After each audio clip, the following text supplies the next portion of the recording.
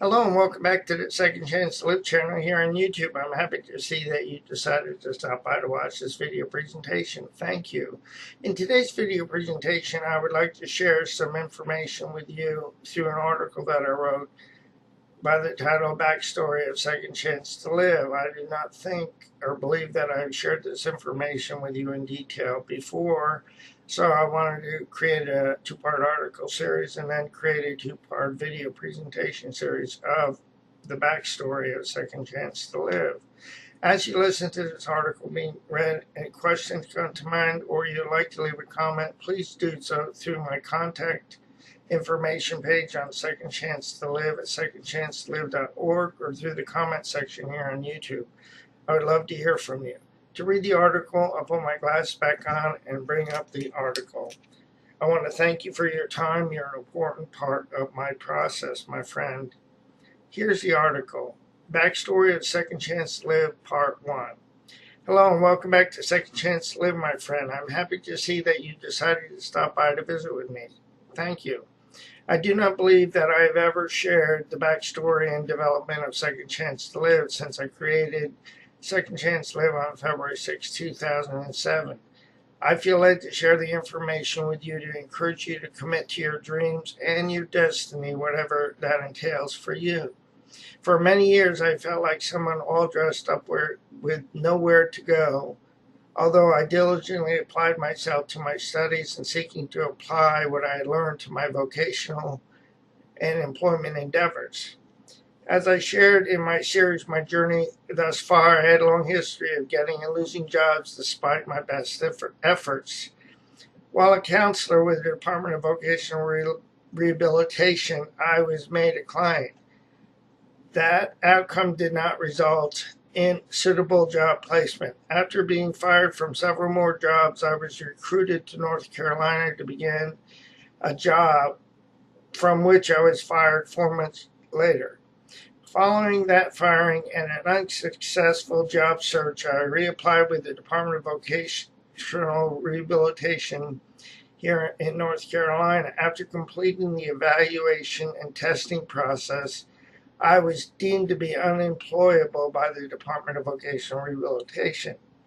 Soon thereafter, my third application was approved by the Social Security Administration, and I began receiving the disability SSDI monthly payment. Although I had been declared unemployable and disabled, I still desired to use what I had to give to people who wanted what I had to give. I wrote a collection of poems and a series of articles. After receiving some back pay, a friend of mine helped me to purchase a computer, and I began to discover the world of dial-up technology. During the next 3 to 4 years, the computer manufacturer rebuilt 2 computers for me, one piece at a time, through using first, second, and third level tier technical support through dial-up, not cable or DSL companies. With my use of the computer, I started to input my poems and articles onto the first computer's hard drive, and then re-enter the data of my poems and articles onto the second computer hard drive. I learned from my experience to store data on an external hard drive and make copies of my poems and articles onto floppy and CD disks. As you might imagine, I spent countless hours on and off the phone following the computer manufacturer technical support recommendations. After 2 rebuilds and much aggravation, I asked some of my friends if they had a computer that they were no longer using. One of my friends gave me an HP computer.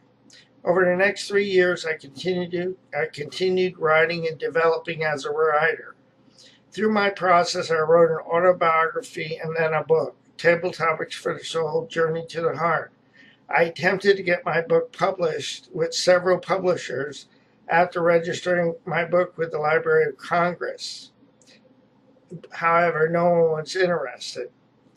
I spent nearly $100 attempting to get my book published without success. I continued to write and a year or so later, at the encouragement of a friend, I decided to create a weblog. After researching several blogging engines, I decided to create my weblog using WordPress.com to host Second Chance to Live.